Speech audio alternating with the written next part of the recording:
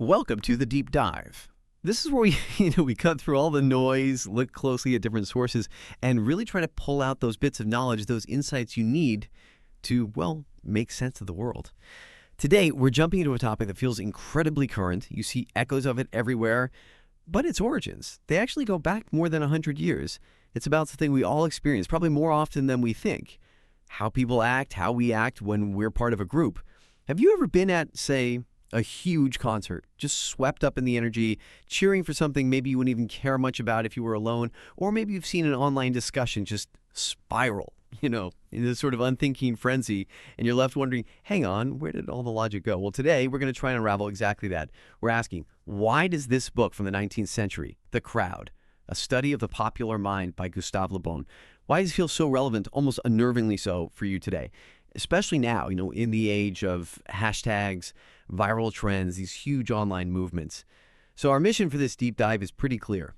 We want to pull out the really potent ideas from Le Bon's work, connect his observations, which are surprisingly timeless, directly to this crowd mind idea, especially how it shows up in our digital lives. Ready? Let's dive right in. Okay, so to really get a grip on this crowd mind, we kind of have to start with the man himself, the guy who practically invented the term, Gustave Le Bon, born in 1841 in France. And he wasn't just one thing.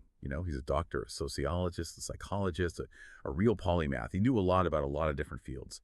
But the thing that really fascinated him, his core curiosity was this: why do individuals behave so differently when they're part of a crowd compared to when they're just by themselves?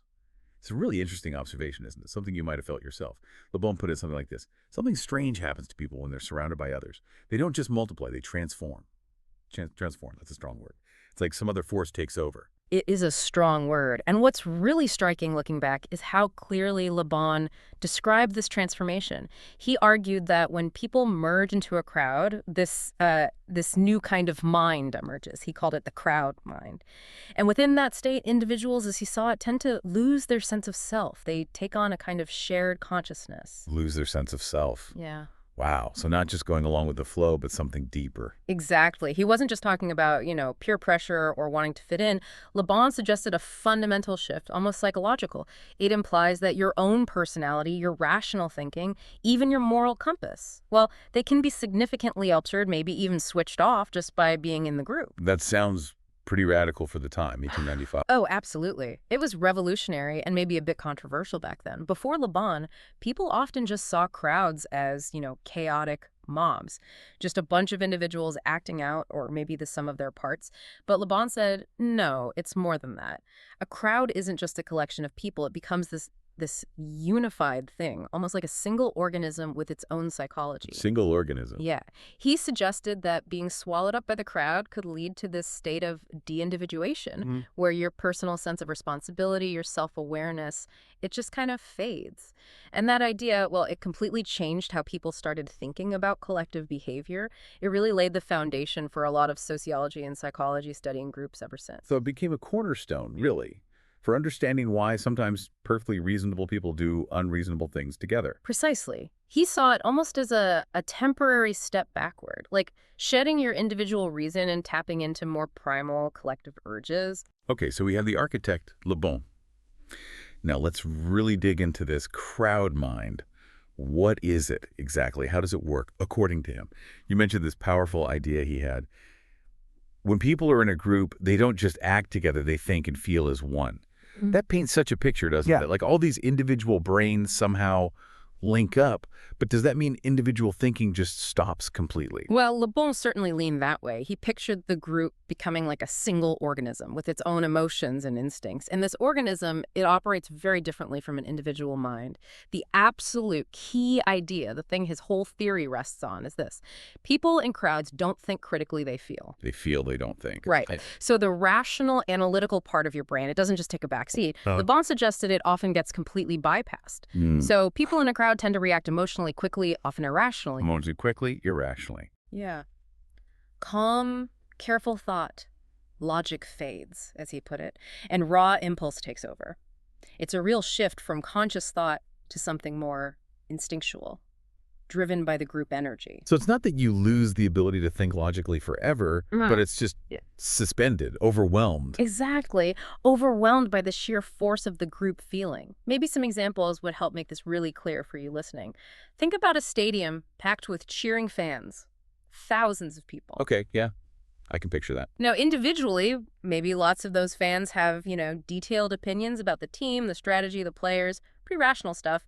But then there's a goal. Or some huge game-changing moment. What happens? Pandemonium, everyone just erupts, right? Exactly. That individual critical thought often gets totally swamped by this single, overwhelming roar. Pure elation or maybe frustration. The excitement isn't just added up, it's amplified. It spreads. Emotional contagion, like you mentioned. Precisely. You feel that wave of sound, of movement, and your own body just reacts. You join in almost instinctively. The analytical brain is sidelined for a bit, replaced by this shared gut reaction. Kind of a tribal thing. Yeah, I've definitely felt that. You find yourself yelling about something you were criticizing 2 minutes before. Right, because the crowd is doing it. Yeah. Okay, or consider another example. A protest. Maybe it starts peacefully. People gather with very specific, often rational goals. They want change, they're protesting injustice, they've got signs, maybe planned chants. Makes sense. Organized intent. But then, Yeah. maybe something happens. A perceived provocation, an inflammatory speech, or just a buildup of shared frustration.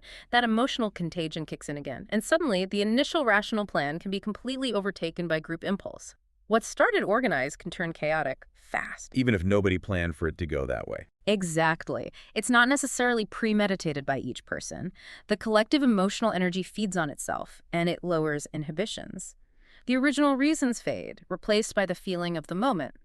People might do things, shout things, throw things, push that they would never consider doing alone. Because of the anonymity and that shared feeling. Yes. The anonymity, the feeling of power in numbers, it's disinhibiting. And the shared emotion drives the action. Now, let's bring this right up to today. This is a really important bridge to our digital world. Think about a viral post.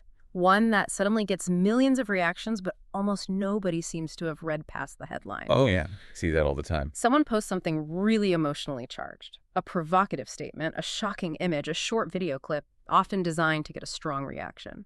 And before anyone has a chance to really check the source, look for facts, understand the context, maybe because the algorithms are pushing it, precisely because it's emotional boom, millions react. Likes, shares, angry faces, outraged comments, instantly.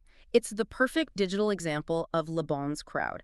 Quick emotional reactions, totally bypassing deeper thought on a massive scale. So the sheer speed and volume online, plus maybe the anonymity of the screen, it just amplifies that feel, don't think tendency. It absolutely seems to. The collective feeling, the outrage, the solidarity, whatever it is, becomes dominant. It can just drown out individual attempts at careful analysis. And the practical consequences of this, well, they're huge for you navigating this world. When group feeling overrides individual thinking, you can get anything from stock market bubbles fueled by a collective mania to political movements driven by shared fear or anger, sometimes without much factual basis. Understanding this shift from thinking to feeling helps you see why groups, communities, even whole societies can suddenly act in ways that seem baffling from an individual standpoint. It's like a lens to view sudden shifts in opinion, or why some trends explode out of nowhere. Exactly. Or even things like mass hysteria. It reminds us that even with all the information in the world at our fingertips, those basic collective instincts, they can still grab the steering wheel. That's incredibly insightful. Seeing those old examples mirrored so clearly today is frankly a bit unsettling, how much Le Bon seemed to get right. So he defined this crowd mind, but he also went further, didn't he? He identified, three main characteristics, three traits that define how these crowds behave. That's right. He pinpointed three powerful, defining features that you tend to see whenever this collective consciousness takes hold. Okay, let's get into those. The first one you mentioned earlier, and really hits home with online life, loss of individual identity. Yes, this is absolutely fundamental to his theory. And its implications, especially online, are massive. When people become part of a crowd, Le Bon said they experience this loss of individual identity. They essentially become anonymous. They lose that sharp personal sense of responsibility. In a big physical crowd, you're just another voice, another face. Lost in the mix. And that anonymity, the sheer number of people, means the usual social rules, the things that normally guide our behavior, they get weaker. It's much harder to single out one person in a huge moving crowd. So why is that loss of identity so important? What does it do? Well, crucially, it disinhibits people. It frees them up in a way. It allows them to join in actions, say things, behave in ways they might never dream of doing alone. Why? Because that feeling of personal accountability is diluted, spread thin across the whole group.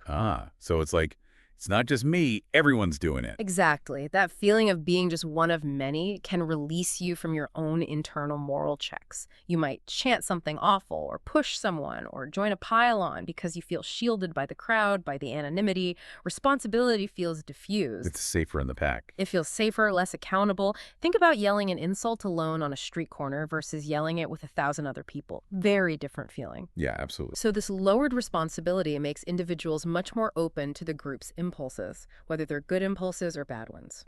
And online, this is supercharged. Vicious comments, doxing, aggressive attacks. The screen acts like an extra layer of anonymity. That makes so much sense. That feeling of safety in numbers, even digital numbers, enabling behavior you wouldn't see face to face. It's like a digital shield for your conscience. And this anonymity, this lack of personal responsibility, it probably fuels the second trait you mentioned. Emotional contagion. It absolutely does. They work hand in hand. Le Bon observed that within a crowd, emotions spread like wildfire. It's not slow, it's not gradual persuasion, it's immediate, instinctive. It bypasses the rational brain. As he put it, one person's excitement, fear, or anger can ripple through the entire group instantly. Think about that wave of sound in a stadium again.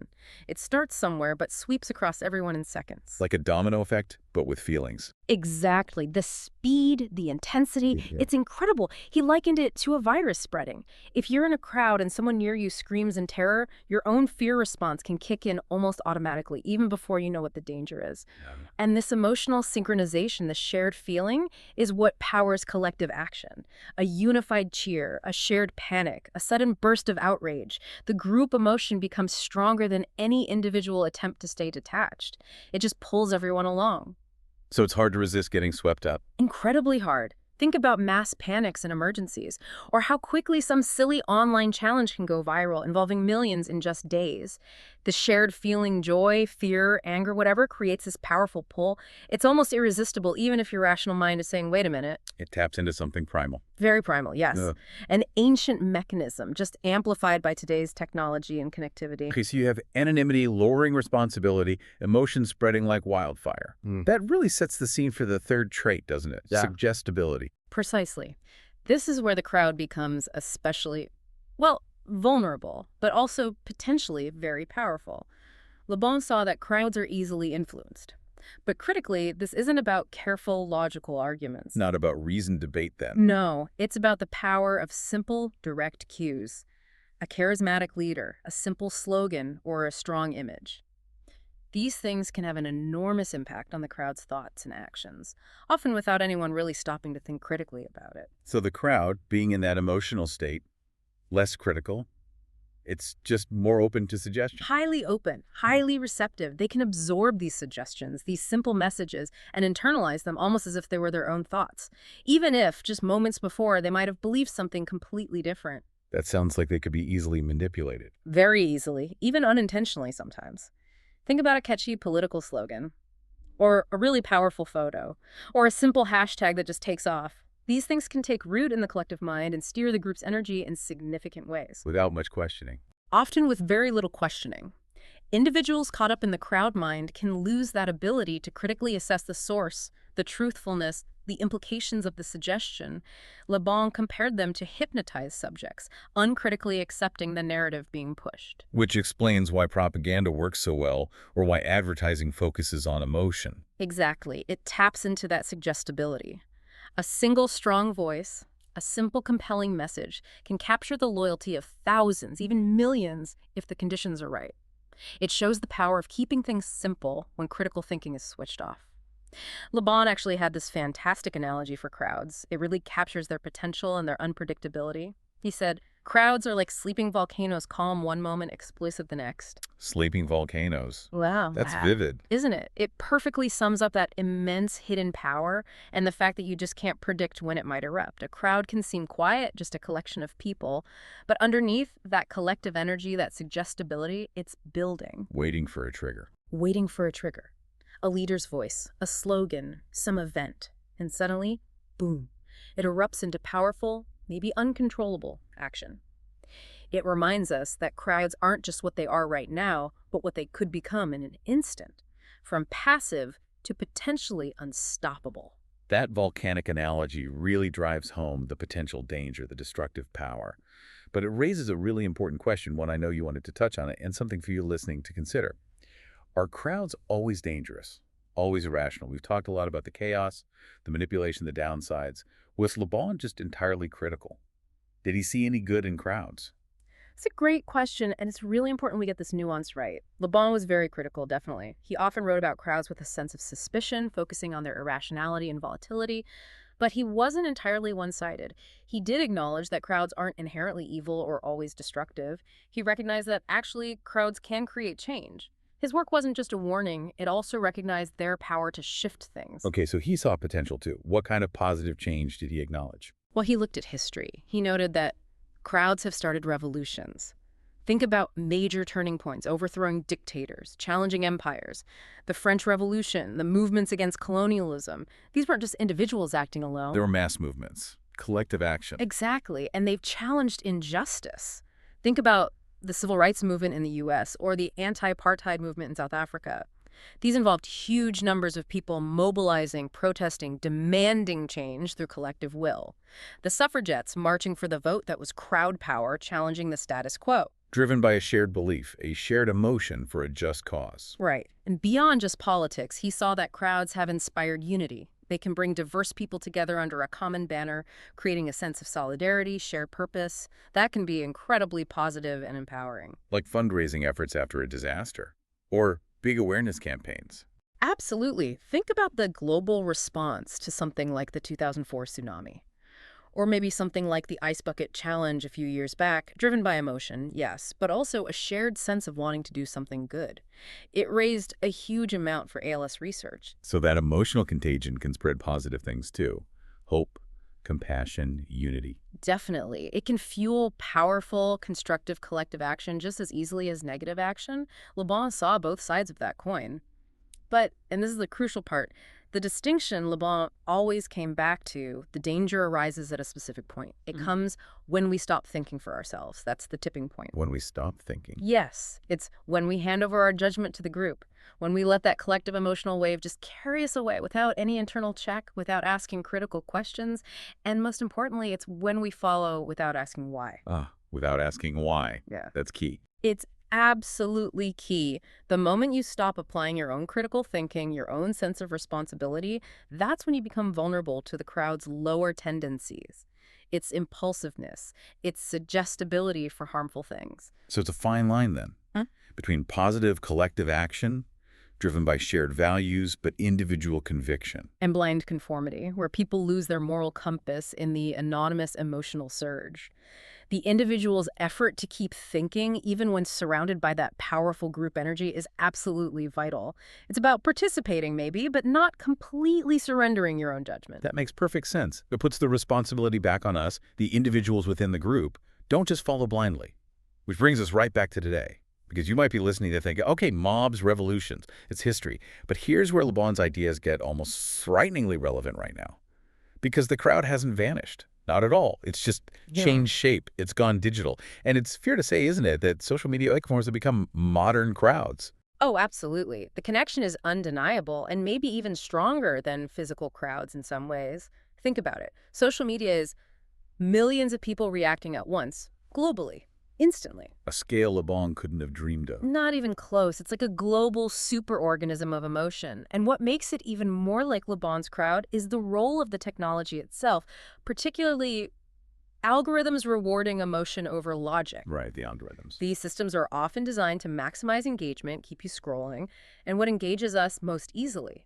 Strong emotions, outrage, fear, excitement, anger, so the platforms tend to amplify exactly that kind of content. Creating a feedback loop. More emotion gets more attention, which encourages more emotional posts. Precisely. It creates this environment where emotionally charged stuff goes viral, pushing aside more nuanced, thoughtful discussion. It constantly encourages that state of emotional reaction over critical thought. You could say, one post, one video, one tweet, and suddenly we have a digital stampede. It captures the speed, the scale, and often the unthinking momentum of it all. Digital stampede. Yeah. Information, or crucially misinformation, can circle the globe in minutes. Driven by that first emotional hit, before anyone really stops to check facts or consider the source, it's Le Bon's suggestible crowd operating at light speed. And we see the results of this digital crowd mind all around us, don't we? Everywhere. Think about public shaming. Someone makes a mistake, says something clumsy, or maybe something genuinely offensive.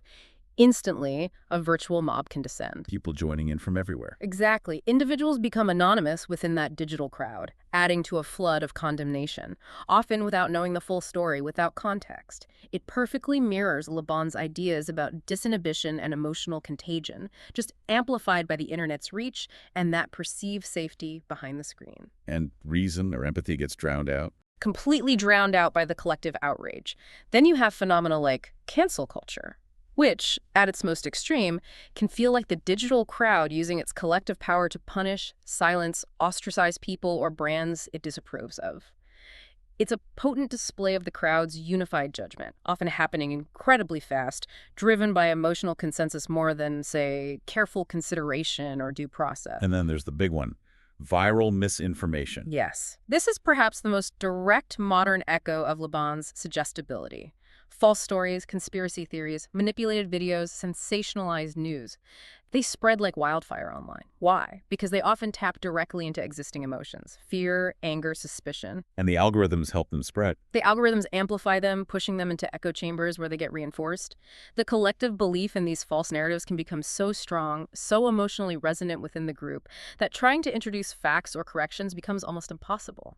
The crowd's emotional truth overrides objective reality for those inside it. So things like online mobs, cancel culture, misinformation, even maybe flash mobs or those meme stock frenzies, they aren't totally new human behaviors. Not fundamentally new, no. They seem to be direct descendants of the psychological dynamics Le Bon identified over a century ago.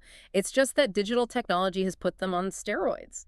So the core message here is, the crowd isn't just some dusty old book for history buffs. Not at all. It feels more relevant than ever. Because the basic human psychology driving group behavior, that hasn't really changed. Technology just provides new, incredibly powerful playgrounds for these timeless dynamics to play out. On a global scale, with unprecedented speed and influence. Exactly. So understanding Le Bon isn't just academic, it's actually a crucial survival skill for navigating the digital world you live in every day, for understanding your own reactions, and maybe protecting yourself from the downsides of that collective mind. Wow. Okay, that really does bring it all together. It's about the timeless psychology, just amplified. So, as we start to wrap up this deep dive, let's try and crystallize the key lessons. What can you, listening right now, take away from digging into the crowd and seeing its echoes today? Well, first off, maybe it's about self-awareness, right? Just be aware when you're being swept up by group emotions. Notice that feeling. It's so easy to get caught in the current, especially online. That's absolutely the starting point. And building right on that, the practical advice is simple, but it's not always easy to follow. Don't just follow, reflect, pause, don't just react, understand. Pause before you pile on, before you share, before you hit send. Exactly. In a world where everything moves so fast, where emotions are contagious, taking that moment for internal reflection, that's your best defense against the impulsive, sometimes harmful side of the crowd mind. And remember this, even in a world of millions of voices, your individual mind still matters. Your ability to think for yourself, to analyze, to question. That's what makes you an individual within the collective. That's what helps you resist being blindly swept away. Your individual mind still matters. That's powerful. It is. And maybe here's a final thought, something provocative for you to mull over after this discussion. Thinking critically is the most powerful resistance to blind conformity. In this world, increasingly shaped by digital crowds, where algorithms often favor emotion and anonymity can fuel aggression, Your capacity to stop, question, and use reason isn't just a nice skill to have, it's arguably a vital act for your own well-being and maybe for the health of society too. So the challenge is, The challenge for you is, what can you personally do, starting now, to cultivate that critical thinking, not just in yourself, but maybe in the conversations you have, online and offline? How can you be a voice that encourages reflection, even when the digital crowd is roaring? that is a powerful question to end on. A real challenge for all of us navigating this landscape. Thank you so much for joining us on this deep dive into Gustave Le Bon's The Crowd, and its really quite startling relevance today. We genuinely hope this conversation has given you some new perspectives, maybe some useful tools for understanding the complex group dynamics you encounter constantly. We really encourage you to keep thinking about these ideas, see how they apply in your own life, and always, always keep asking that crucial question Le Bon highlighted: why? Yeah. Until next time, stay curious and keep thinking critically.